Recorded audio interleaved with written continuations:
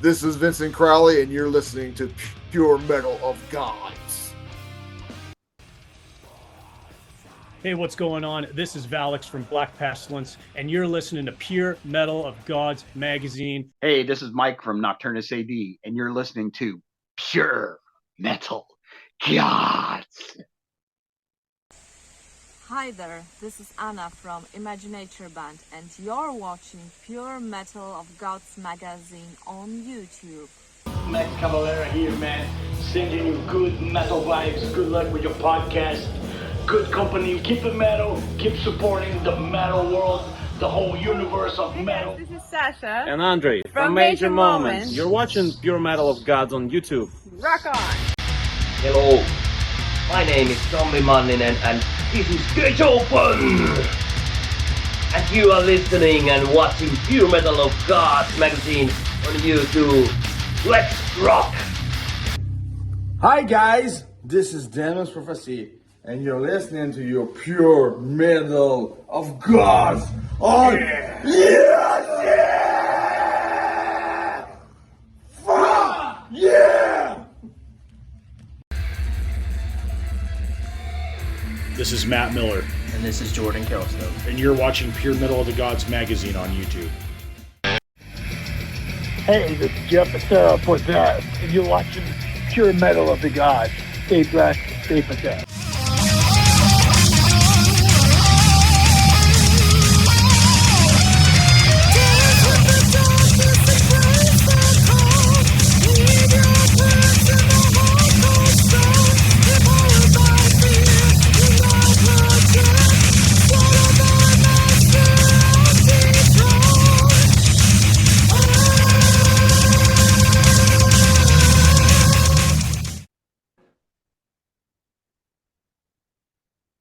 This is Pure Metal of Gods. I'm Dan Cartwright, your host, and I'm here with Under the Spell with Pam, Pete, and Tom.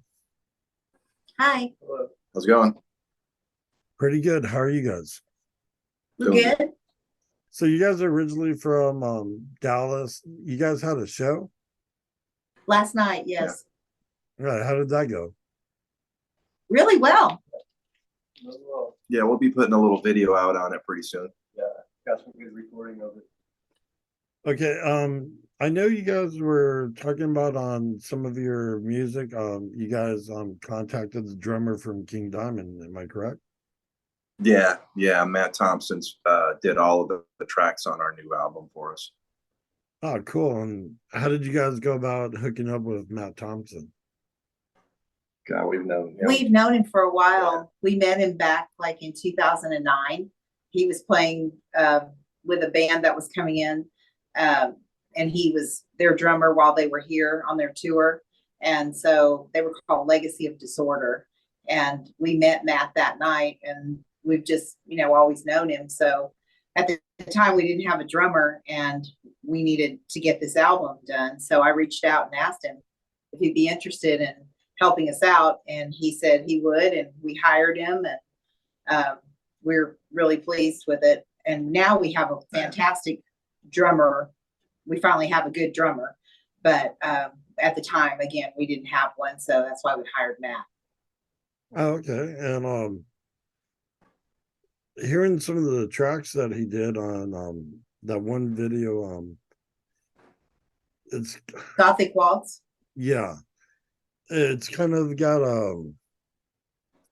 kind of like a King Diamond style to it. Yeah. Yeah, that's what everyone tells us. Everyone tells us that. Yeah. We remind them of King Diamond. Yeah, we have some friends that have death metal, and one day their guitar player, and he goes, if Hart and King Diamond had a kid, you'd be it. So we take that as a heavy compliment. Well, that's cool. And what did Matt tell you guys when he recorded that track? Man, he actually said it out on the open internet that he really dug our stuff. So we couldn't ask for anything more than that. He's very, very humble man. Really, really a fantastic drummer, but extremely humble, and it's really refreshing. No, that's cool. I mean, you don't get a better drummer than King Diamond's drummer. Yeah. He's got it together. There's no question about it. He's very versatile. I mean, He's even plays in a Celtic rock band that's local to the Dallas Fort Worth area, and man, they're phenomenal. It's just cool to watch them kick back and just in a kind of a Irish pub setting, throwing down. It's just pretty cool. That's cool. So let me get a little bit of background history on you guys. How did you guys form and hook up? Well, Tom and I are married, and we originally had the band from 2007 to 2010. And it was kind of like having a business. So we never really found we had some good players, but it was always difficult because, responsibilities and expenses and things. And, most of the time we were taking care of all that kind of stuff. And it just ended up that we got tired of not having a consistency. So we decided to disband in 2010, and we took a big hiatus, and we came back in 2017, and we met our current guitar player, Sturgis, and just rebooted the band. And we've been going strong ever since. And now, like I say, we have Pete, our great bass player, and we have Peyton. He's not here, and our guitar player isn't here. But now we have a full great band. So we've been around for a while, but like I say, took a hiatus and came back strong the second time. Well, that's cool. And Pete, how did you guys end up hooking up? I have a friend that's in common with these two right here, and he's a fellow bass player. And they had talked to him at first, wanted him to join, but he was involved in a lot of different projects, and so he recommended me. And I kind of I was like, all right. I mean, this wasn't exactly what I was looking to get into, but now that I'm here, I'm really happy I'm here. It's really a lot of fun. I like it, and I enjoyed it. And then they said that they needed a drummer, and I was like, hold on, I have somebody for that spot. Just give me a little bit of time to work with him, and I'll have him here. Basically, got my best friend to go ahead and play drums for us. That's cool. So I was really excited about that. Yeah. And he is phenomenal. Oh yeah. Shout out to Nakoa. Yeah. Yes, Nakoa. He sparked us getting these two guys, and yes. It's been really great. Really great. But what were you doing before that, Pete? What style were you playing? I was into a lot of deathcore and stuff like that. I was in a band called Beneath the Dying Sun, and we were really into a lot of heavy deathcore. But then when COVID happened, kind of got dismembered and kind of went on our own ways. And Peyton was the rhythm guitar player for that. I was the bass player for that project also at the ending of that. But yeah, I hadn't been playing in any bands, and Dakota came up to me and was like, yeah, I'm probably about ready to go ahead and start playing shows again. So this is where I'm at now. That sounds cool. So you got a diversity of musicians in the group right now. So yes, we do. Oh yeah. We got a lot of different styles that tend to mesh really well. Our guitar player is heavily influenced by Zakk Wylde. So, that's one of his favorites. Yeah, along with Tony Iommi. Yes. Yeah, Tony Iommi is a great guy. Oh, yeah, the master. Yeah, I met him a few times and got to do a few shows with him. He's really phenomenal. Kind of intimidating when you first meet him. Sure. Just the music that's written alone is just spark, man. I mean, you got to give heavy metal its start with those cats. Yeah, I met them when they were doing the Cross Purpose tour with Tony Martin. And, yeah, right. Yeah, it was really fun to hang out with them. That's cool. I think the best part of my youth in the music industry was with Black Sabbath and Motorhead and Morbid Angel. Right on. So what new song are you guys gonna plan to release anyway, beside the Gothic Waltz? I do believe Amatory just got mastered. So when we listen to it, we're gonna tweak the master just a smidge before we actually push it out. But once Sturgis is done with that, then yeah, we'll pop that as a single while he's finishing up the rest.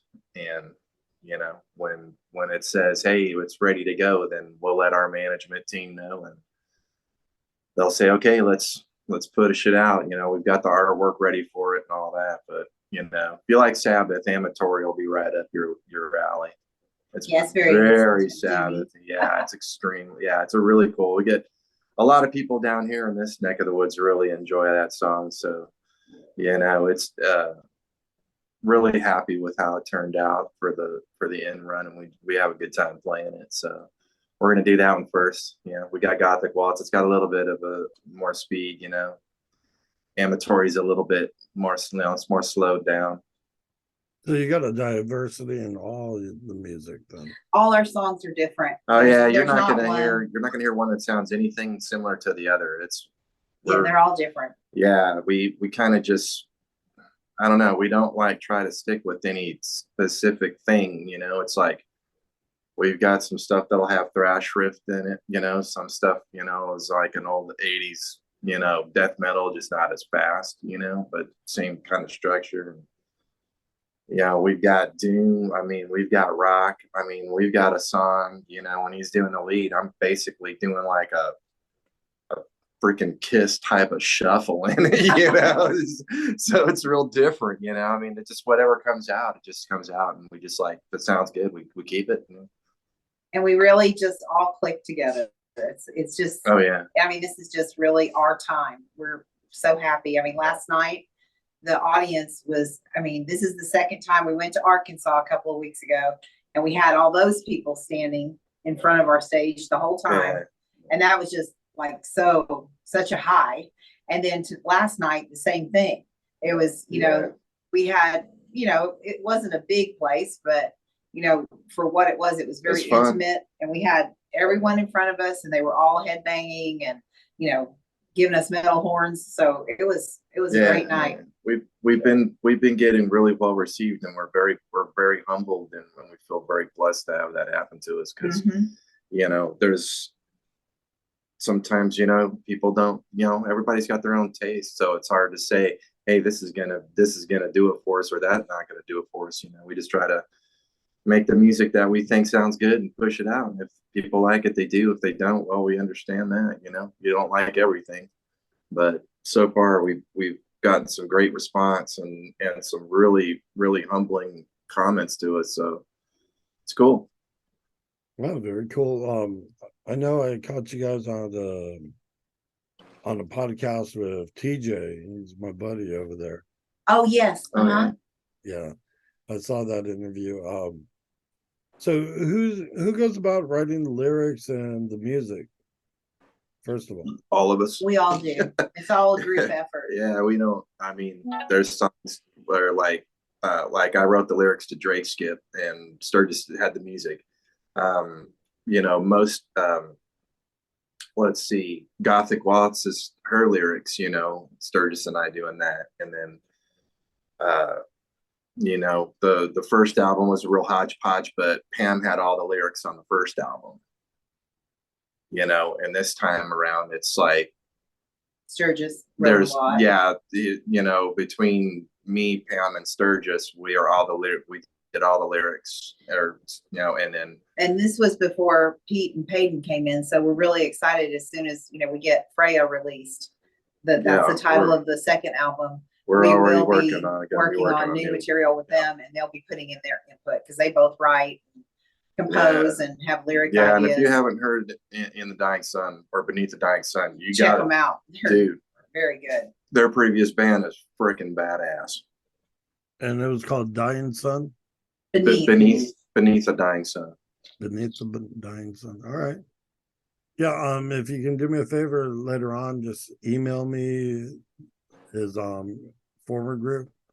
So when we're talking about it, I can just put up the title of the group so people can check it out, or send me a video link and I'll put it in the description. Okay. Sure. Yeah. So what do you got planned coming up for some shows? Well, we have our very last show at the end of this month for 2023. It's called Grimfest, and it's in San Marcos, Texas. And it's the second annual one, and he's trying to make it an official festival of Texas. The guy that's the promoter, his name is Andrew Dacus, and I've been communicating with him. I haven't met him personally, but just communicating with him. He's very hands-on, and seems like he's really got it together. And I'm really hoping that this is something that he will be able to accomplish for Texas, that everyone here can have a chance to submit to it, or anybody from out of state, and it can be a festival that's held in Texas. Yeah, You know, we need every more year. stuff like that. A lot of stuff is closed down. You know, there's a lot of venues that have closed down here, and you know, the places to play, especially for unknown bands, is getting smaller. So it's good to have, you know, if we can all get in and support things like this, it's just benefits us all, really. So that's what we've got up next for 2023, and then we've submitted to festivals for 2024, and we did get word today that one is interested in us. So we will definitely have something for next fall. Yeah, looking forward to that. Yeah, and that's going to be a little bit of a distance, but we are going to do it. Oh yeah. Where's that festival going to be at? Well, we didn't want to give out too much info. It's in Pennsylvania. I will say that, you know. As long as it's not Blue Ridge. No. No. It's not Blue Ridge. It's something else. Now this one's. We also have submitted to Tennessee Metal Devastation, and Zachary Moonshine, that's one of the founders of it. He actually messaged us and asked us to submit to it, and he shared our video on his show. And so we're hoping that we get to do that one as well, because they seem like they've got it together really well too, he and his wife Raven. And so we're hoping that we get to get feedback from, you know, and see what the musicians have to say about their experiences there. You know, that'll tell you if it's really a good festival or not, because if the musicians say, yeah, this place was great, they treated us good, you know, I mean, then that tells you a whole lot right there. Yeah, it does. Yeah, especially because it makes you want to put on a better performance for your audience, you know, because you're really into what's going on around you. No, very true. Now over here in San Marcos, have you guys done any shows in Laredo yet? No, we haven't. No. Oh, okay, because that's where I'm at. Laredo, I'll go to El Paso, man. I'll go anywhere and jam. If people want to hear our music, man, just let us know. We'll make it out there. Yeah, we'll just send us a message and we'll. Yeah, I mean, we make it travel. happen. We traveled as far as Las Vegas so far. Yeah, that's good. That's pretty distant right there, Las Vegas, you know. Yeah, and that was an experience. Oh yeah. And I was sick. I was sick the whole time. Oh man, and that's gotta be miserable. No, dude, I felt like shit that whole time. It happens. Yeah, you guys have played a few places here in Texas. What about Corpus Christi in San Antonio? No, we haven't been down there. No, we haven't had. Yeah, we haven't gotten. You know, the San Marcos really in Texas it'll be our first, because we normally just end up getting stuff around here. To be honest, too, with us just really recently, getting Pete and Peyton like within last year, it's all in the album, working on the album, trying to get that out. We've had a busy year. We've kind of had, not really a lot of playing out, but now that we're going to have, material sets tight, and we've got a full band, and we're ready to start, hitting it. That's how it goes. I mean, especially when you get new members in and you're trying to find the right people to connect with. It takes time, I get it. So you guys are working on another album as well. Who's the producer on that? You keep on saying Sturgis. Our guitar player. Yeah. He's the other guitar player. We're doing it ourselves. Yeah. Okay. The only thing that we haven't done is Matt Thompson and his drum tracks. Yeah. Everything else it's all done. You know, we did it all at Sturgis's house. Yeah, everything. Matt did all his tracks himself. Yeah, he sent us over the tracks and everything. We sent him everything with a click track, and man, he just was like, we only had to make like I think 3 small renditions. Everything else was just money. In fact, we actually rewrote a few of the parts because we liked the way the drums sounded, and we're like, we need to write to those drums. So, you know, I mean, it just fit, you know, really well. So it was like, yeah, this is cool. Yeah. And yeah, before the whole thing really does get released, though, we're gonna, you know, he's gonna be in the loop. We're gonna let him listen to it and have him, you know, his final say. Yeah, we'll get his opinion, but he's already said, you know, we're contemplating doing a live, you know, like an internet release kind of party and just, you know, do a live thing and he would do a cameo for us. So that's just cool. say a few words. Yeah, you know? say a few words and everything, and he was, you know, again, very humble, really nice about it. So that'll be a little fun thing we'll be able to throw in. Because it's really hard to, when you're releasing an album, unless you're a signed band, you know, it's really hard to get your music out there. And we feel like since the internet and social media is such a thing, that maybe doing a live feed with playing a couple of the songs, just so people can be enticed by them, and then maybe they'd be interested in, you know, downloading it and buying it that way. You know, because now you don't really, CDs are kind of a thing of the past. Yeah, I pretty much give them away. Yeah. Yeah, our first album, we just hand them to people because, you know, we're not really. He takes them out and does disc golf with it. Well, I mean, you know, if you're successful that with your fans, that's when they'll start buying them, you know. But you got to get the numbers up there, you know, because I got buddies that's all they do. If they like the band, they buy physical either vinyl cassettes or CDs. So yeah, well, I mean, we do good with other stuff. I mean, you know, people are liking the shirts and things like that. So, you know, we're doing good. It's just, you know, now everybody's streaming everything. Mm-hmm. Yeah, I mean, you know, I mean, I got people have playlists. Yeah, I have an iPhone, you know, whatever you end up using, but you know, everything streams now. It's just like you want to hear music, you know, it's all streamed in. So I don't even get CDs anymore because I mean, even my vehicle doesn't have a CD player now, you know, it's like none of this stuff is going on. It's like, and I mean, and I'm a vinyl fan. I love vinyl. You know, I'd love to have something of ours pressed in vinyl. But God, man, the money that they want too expensive pressed right for now. vinyl isn't worth it. Yeah. It's like $3,000 for like it pretty much turns out to be like $100 a thing because you got to pay for your setup fee. You know, I mean, mastering it for vinyl is easy enough, but man, you got to pay for all the shit that they got to do. Then when you want it to look cool, you know, it's going to cost you for color and then all this other crap, you know, and it's like, man, seriously, it's freaking plastic and cardboard cover. You'd think it wouldn't be that much. Yeah, it's very expensive. It's usually. No, go ahead and continue. Oh, no, I was agreeing with it. So are you guys planning on doing this like at a live venue and then, you know, do your interactions like that like at a performance venue for your No, I think we're just gonna kind of do it in a hangout setting.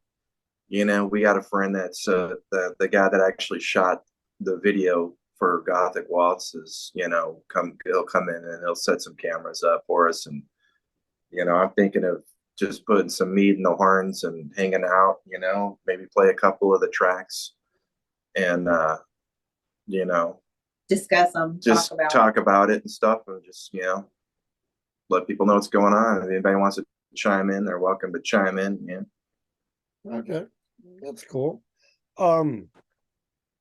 So I know, Pam, you're a big influence. Yeah, well, no, you, let me rephrase that. I know when we talked, you're talking about Hart, Ann Wilson, I believe. She's like one of your idols right there. She's my main idol. Yes. Yeah. So, have you guys thought about redoing any Hart songs? Oh no.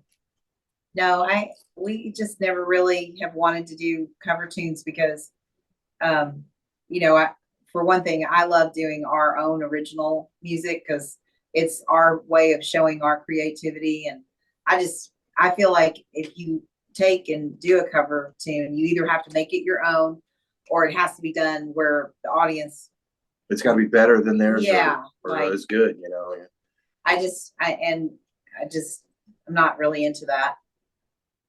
Yeah, I've heard a lot of train wrecks on people doing other people's songs, and I'm just like, man, I never want to put myself in that position where I wreck somebody else's song, you know.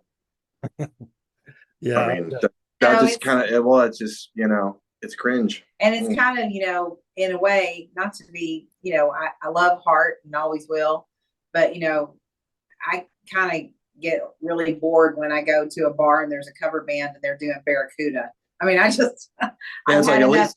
enough Barracuda. At least do something that you know you don't listen to a lot. You know, something off of Dreamboat Annie would be something that would be cool. Barracuda actually is, you know, well, it's either that. What about Barracuda? You got to do the '80s hit. What about love? Oh yeah, and that What About Love? Yeah. It's like, come on, man, you know, and it's like, I don't know, this whole tribute act stuff, it's I don't have anything against it if they're gone, if you they're know, gone, and they're not gonna, you know, they're not gonna be touring anymore, man. I get it at or that they've point. passed on and people want to tribute, but the people that are doing they got a ghost and they're tribute making money and off t-shirts and doing all that, I just don't think that's right. Yeah, I mean, you know, play your own stuff, you know. I mean, it's like, to me, it takes away from them because you're making money off of their hard work. Mm-hmm. You're just, you know, sitting back you're taking their logo and changing it up for your tribute band name, which is a play off of something of theirs, right?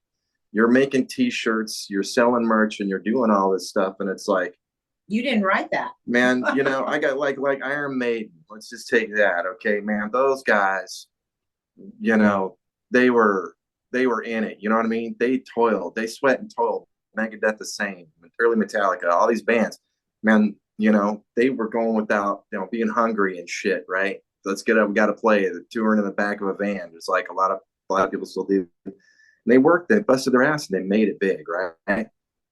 They earned it. And to come in and just kind of like copycat them, man, that's not earning shit. No, it's easy to play somebody. It's easy to play someone else's music, man. It's harder to make your own music and see if people like it. That's yeah, because it takes a lot of time and effort to, you know, that's you're the challenge. Sweating and toiling. There's a challenge to it, you know. Yeah, and it's fun though. It's fun to create your own art. It's a challenge. I just don't want. I don't want to be a copycat. I want to be original. I know some people out there, man. They're in you know, little tribute bands and this and that, but they also have their own band. Man, their own band is so much better. Mm-hmm. It's so much. I like watching people's original stuff so much more. A lot of creativity out there, man, and it's sad because especially in DFW, you know, you'll go and see, you know, Zakk Wylde or Megadeth or Ozzy or whatever, man. There's 10,000 plus whatever, and you know, place is just packed with people.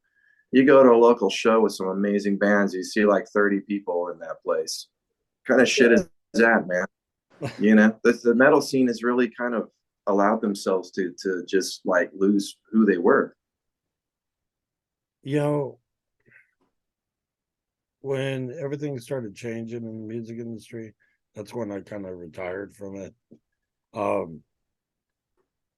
I know it takes a lot for a good supporting act to go out there and play these little venues, but I mean, we've all done it. I've did it.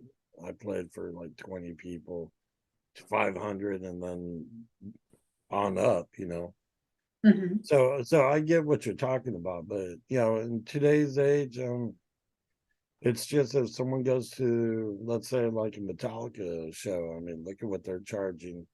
But then when they go to, they might like the group that's playing, on the weekend, but they're already tapped out from after going to a bigger show, Sure. Yeah, I get it, but I mean, it is what it is. I mean, that's what it is. I mean, that's just our opinion. I mean, a lot of other people think differently. That's just what Oh we yeah, think. yeah. Well, we see it a lot. Well, a lot of people say it to us too, but a lot of people just don't. I mean, I'm not afraid to say I'm not what I afraid to think. say what I feel about stuff. That's who I am. I always tell people, if you don't want to hear an honest opinion, don't talk to me. Right. But I mean, even though you guys are streaming, you're not really making money off of the streaming as well, I mean, No, man, we're not making shit for money right now. Yeah. Whatever we do, we'll make some money for a show like that. Let's go eat. That's about all. Yeah. And we hang out together. I didn't expect to, No, we don't expect come in this to maybe get, become a millionaire. It ain't gonna happen. no. We just do it because we love it. And, and if we get to play in front of a big crowd, and like I say, you get that high from the people getting into your music, that's worth it to me. Yeah, that's all that matters at the end of the day. That's right. So, what type of instruments are you guys playing on? What's your rig setup? If you don't mind. Well, Sturgis plays Solars right now, and then both of us are running through crunch cabinets. We both use blue guitars, amp one iridiums for our amps, and then line 6 wireless. I play Jackson guitars. I'll let you. I play Dingwall basses. We got a Z3 custom. I've also got an NG3. I run that through a Helix to go ahead and get on my bass tones, custom out and all that. I run that through an Ike T1000 out of a Dark Glass 212. Pretty much a lightest setup that I can get that's a definite bang for the money. There's a really, really, really nice bass setup. Yeah, and then live and in here,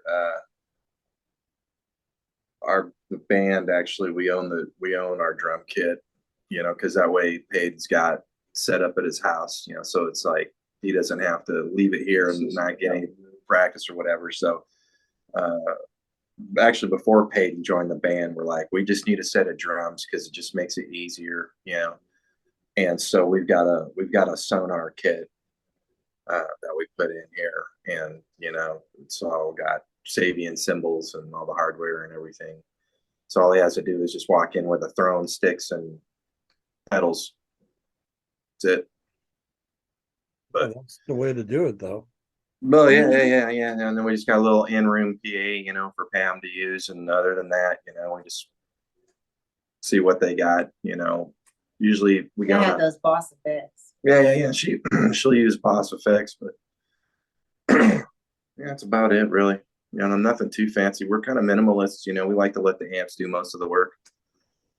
And I use a little bit of reverb, but the only time I ever do any kind of modulation whatsoever is on a lead setting or whatever, or on a clean setting. Other than that, I'm kind of old school. Just give me some distortion boost and some noise cancellation. I'm good to go.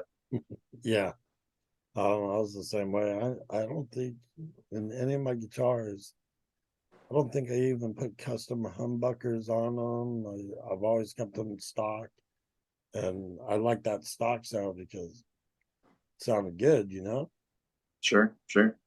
But a lot of people, I remember this one guitarist that I had, he's like, man, he bought his EMGs and he's like, my guitar still doesn't sound as heavy as that Epiphone. Well, yeah, well, I mean, it's a 1956 Epiphone. A lot. Yeah, well, a lot of it too is what you're running it into as well, Yeah. I mean, I'm using modern Fishman Fluence moderns, and I love them, man. They were better than the stock Jacksons for sure. But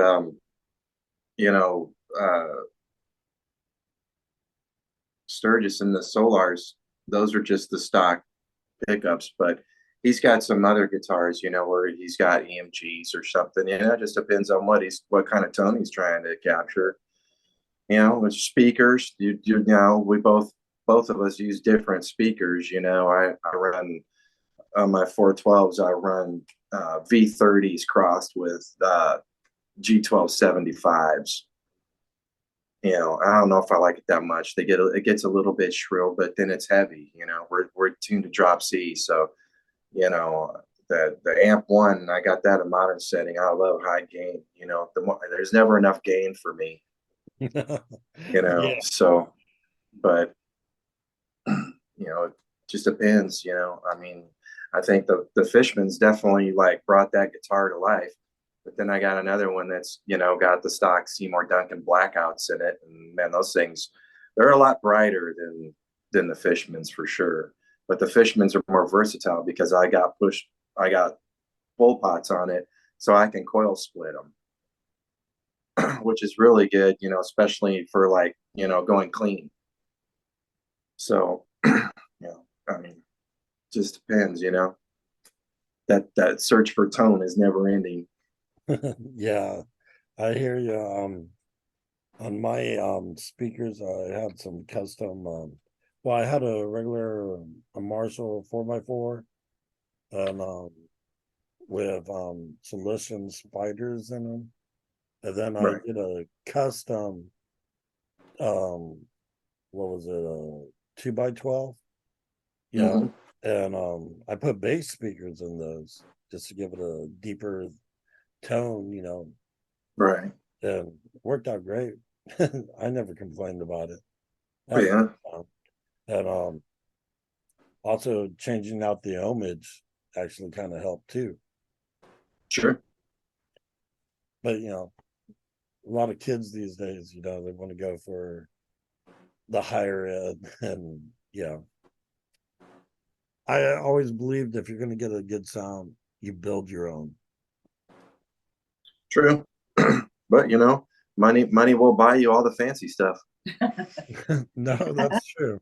And trust me, if I had the cash, man, there's a few amps I'd like them just for the sound of them, you know, but I don't have that kind of, you know, I'm a poor man. I mean, but still, I mean, till this day, I still collect gear, even though I'm not using it. But sure. I just love having gear, period. Oh yeah. Sturgis is the band gear whore for sure. Yes. I think I'm a close second. Well, yes, you could be for sure. But if you walk in, when you see all his stacks of shit, it's like, man, yeah. I think the only thing he needs left is he needs an Ingle and a 5150. Oh, I got the 60. Oh man, the 51. Yeah, but that'll be badass. Yeah, the 5150 was a great amp. Oh, I love that. Also, I used to play on back in the day when I started was the old PV Scorpion combo amps. Oh yeah, well, Sturgis has the old Triple X. Really? Yeah, and it had to be cleaned up a little bit, man. It was, you know, and he got a really good deal on it, you know, and it's like it was old man. The pots were a little bit, you know. Yeah, they were hissing a little bit. Yeah, it just needed to be cleaned. Yeah, just tell them don't ever have me come over because you know that'll be coming back with me. I mean, but you know how it is. I'll tell you what, one of the meanest tones I ever heard with that amp, I saw it on YouTube, man. It was this dude from he was like from Russia or one of the Baltic states or something, man. Dude, he had that, you know, on a 412, and that guy had some incredible tone out of that thing. And I've never heard another one sound as good as that. I was like, I don't know what that dude did, man, but God, that thing sounded good. You know what it is? Knowing how to work your equipment. True. Very true. That's all it is. I mean, very true. I had friends tell me from back in the day, me and Vincent and Crowley were talking about this last week. But you know, it doesn't matter if you have good gear or shitty gear. If you know how to work your equipment, work that mixing board, work those mics and your distortion pedals, you'll sound just like anybody else. Oh, sure. Know how to work it. Oh yeah, absolutely. No, I'll have to say I'm right now. I know I'm pretty happy with that, man. That amp one from Blue Guitar, and we're waiting for the new amp X to come out for sure. Because man, the tones you can get out of it are just really good. And I mean, it's just like, man, I can plug into other cabinets and do that, and it's just like such a minor tweak, and and it'll work just like an amp right on, right on the board itself. It's just like it just dials right in no time. It's super easy. Oh, well, that's great. I mean, Yeah. as long as you're happy with it. I actually like your guitar tone, especially on the Gothic waltz. Yeah, those are yeah, both of us went amp one, and you'll hear me on the left side. You hear him predominantly on the right, and that they can tell that we're very similar. But the difference in our tone is guitar pickup and speaker. Everything else is exactly pretty much the same, with the exception of amps. But they just, man, and it's the nice thing about them is it's so clear that when we're in a room and both of us plug those in, it's just like our whole sound got tight. We're like, I can't believe there's this much difference in the sound in here just from changing those two components. It was something else. And that's the weirdest thing. It's just trial and error, Yeah. and you find your sound, like you said. Oh yeah. When you guys are laying down tracks, how many tracks are you guys doing on bass and on guitar? Well, I'll do 2 rhythm tracks for every song, and I play them separately. We don't copy and paste on any of that shit. We actually play it out. Did you do 2 tracks as well? 2 bass tracks as well on every one. This way that we can go ahead and take a little bit of each, so that we had to wet and dry. Yeah, and then of course we just single the lead track and just hop it up, and then Pam, I think she did 3 different. I did a bunch of different harmonies. Oh yeah, It's all me. There's a crap ton of tracks for Pam. I mean, it's like she looks like better than the drummer with her tracks, because it's like, hey, sing it in this key. Hey, sing that in this. Try this in out. the closet. Sturgis made a little in one of his coat closets. He made a little vocal booth for me, and I'd be in the closet doing all my little. Yeah, get in the closet. Yeah, go to work. Hey, you know what? It worked though. Oh, it worked. Yeah, it was 2 different mics. There was a room mic, kind of up, and then of course the main vocal mic. So we were, he's able to. We always like to try. Hey, sometimes you can blend in this, and it really just fattens it up. When you talk to him, tell him I said this. You can see my microphone right here, right? I'd have one at the bottom. I would have another one on top, angling down to like a pyramid. That's what he did. Yeah, that's what he did. And then I would do another 2 on the sides. So have that. Try that one, because you'll get your bass. You get your just tell them to get one that's got a deeper tone on the bottom mic to get the chest, and then you want to get. I put what was it? A Shure. I think it was a 57 on the sides, and then on the top I used a Sterling mic, just because it was more brighter. Oh, right. And so with that entire combination, yeah, you had a lot of bass and then you had a lot of clarity, but it helped out when you wanted that warmth and depth, Right. Try it one day. Just for shits and kicks. Oh yeah. It's not going to be the last. We're going to be working on getting some new stuff going. So oh yeah. It never stop. Great. It works great. Yeah, So on yours, you just use basic setup on your vocals, right, Pam? Yes. Okay, cool. What type of equalizer are you using? Oh, we're just using right off the board to mix her, man, and use the boss effect of. Yeah, we recently just found the right Yeah. effect We on my just, box. it's kind of basically a mix. It's got a little more reverb and it's got a little delay kind of in there to kind of give it some sustain, and that's about all we're doing. Yeah, I really like the way it sounds. Yeah. It sounds really good. Yeah. We're gonna, Pete set up the GoPro, so he got some really good footage, and Of the last sound night. quality was really good too. And you'll be able to hear what she sounds like on a live setting. There's no EQ on it. It's just straight raw stuff. Yeah. Okay, that's cool. That works. Yeah. out. Well, people will be able to hear how you really sound. It's always good when Like King Diamond live. Yeah. We always we never hear that, man, but everybody says it. It was funny. Probably about a month ago, we played in Dallas, and we hadn't played in Dallas in a really long time. And after I got off the stage, this guy comes up to me and he said, "I just was coming in the door, and my Uber driver was there also, and he said I still had the car door open, and I opened the door and we heard you." And I said, "Is King Diamond here?" And I was like, wow. I'd be like, well, I thought, here we go. You're not really listening to King Diamond, bro, because we don't play no King Diamond. And then he goes, "Whatever you're doing, keep it up, girl." But we get that. And I mean, it's just weird that we get that all the time. All the time. And then ourselves, I hear a lot of different influences in our stuff because we're writing it. We got one of my biggest rhythm influences is Dave Mustaine.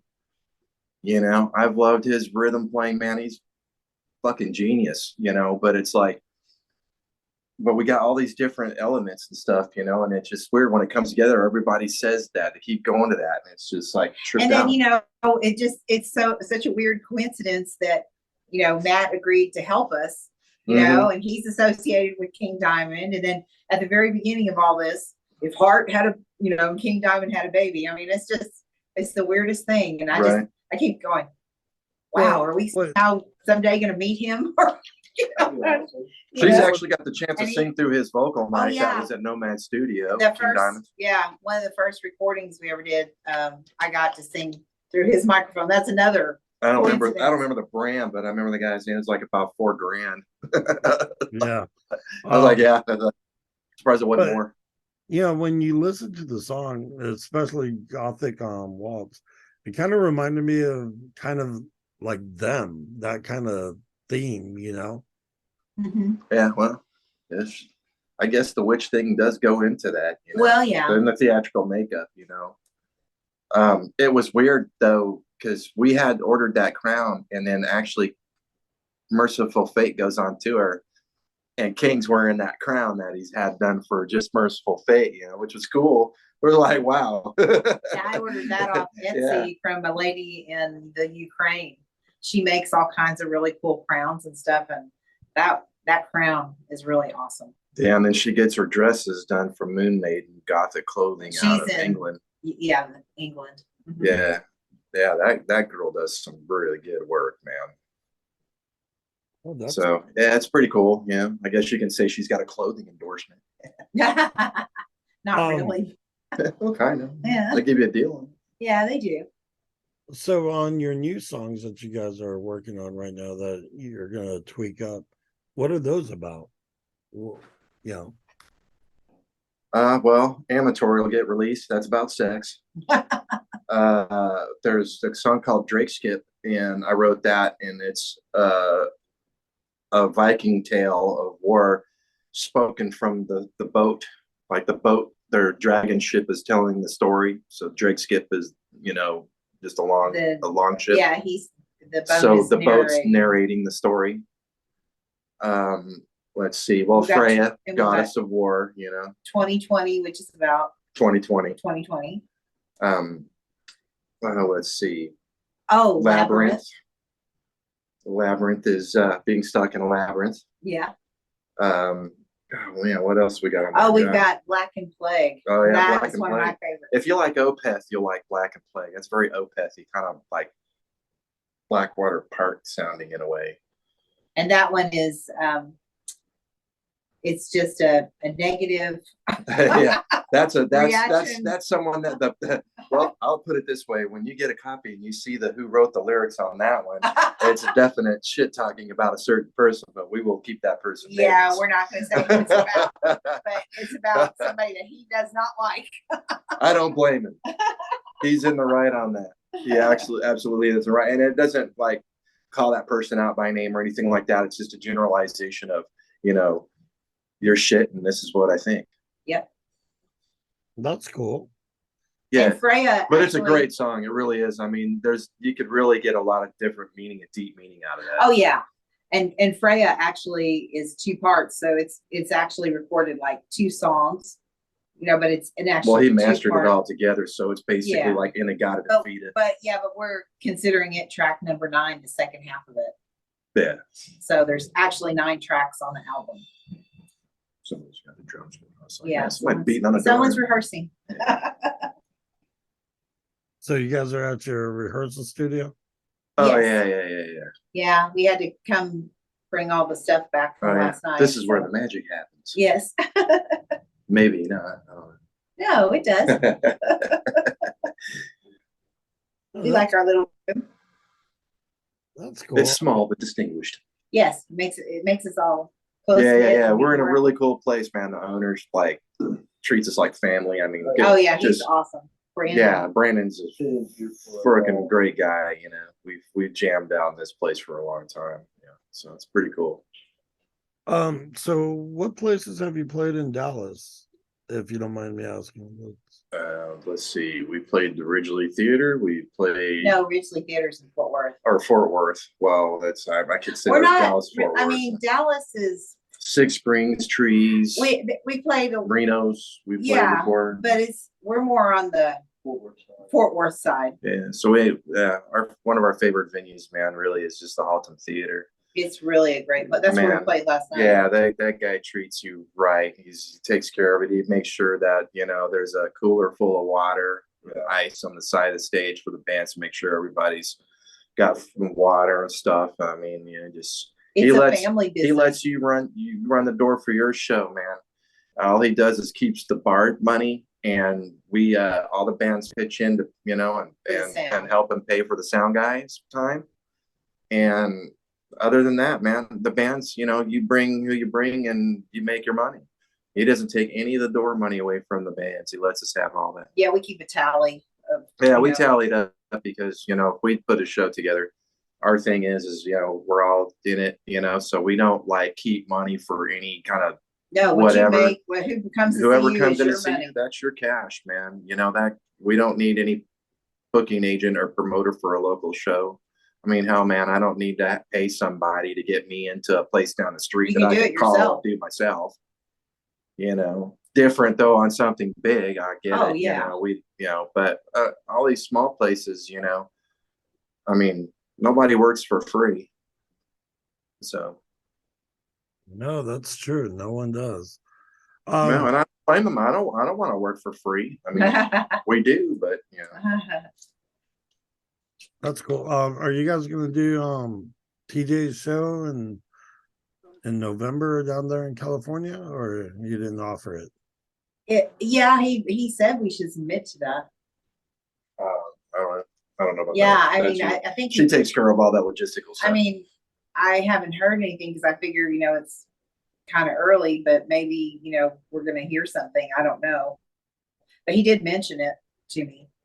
So I don't know if they're taking submissions right now. I mean, we've submitted to, I think, 5 festivals so far for 2024. And like I said, we've heard from one and possibly, have hopefully another one. So, well, of course, we have to space all that out depending on everybody's work schedule and when they can take off and things like that. So we're going to be picking the best, whatever offers, which we would humbly love to get. Oh yeah.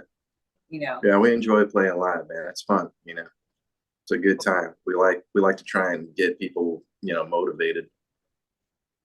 No, I definitely agree with that.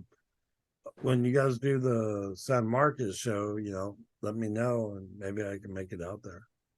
Well, it's October 28th. It's on a Saturday, and it's at Ragnar's Compound. But I'll send, when we send you Pete's information from his prior band, then we'll send that information to you as well. Yeah, I appreciate it. So, I mean, basically we covered mostly everything. I do my podcasting a little bit different than like TJ and everyone else. I actually talk about the music, which you already noticed, my gear, recordings, and all that. That way it kind of helps out the younger guys that are learning how to record. You know, Sure. Kind of man, the YouTube has the library of all, man. And it's free. Yeah. I mean, dude, look, I mean, you start learning tricks because the professionals, man, they give you a lot of tips. Oh, yeah. Out there, you know, and it's like, man, that's the thing to do. I mean, I know that's what Sturgis did. I mean, he just went after it, man, and I'm totally happy. I mean, what he's done on this one just totally blows away the product of our first one. There's no question about it.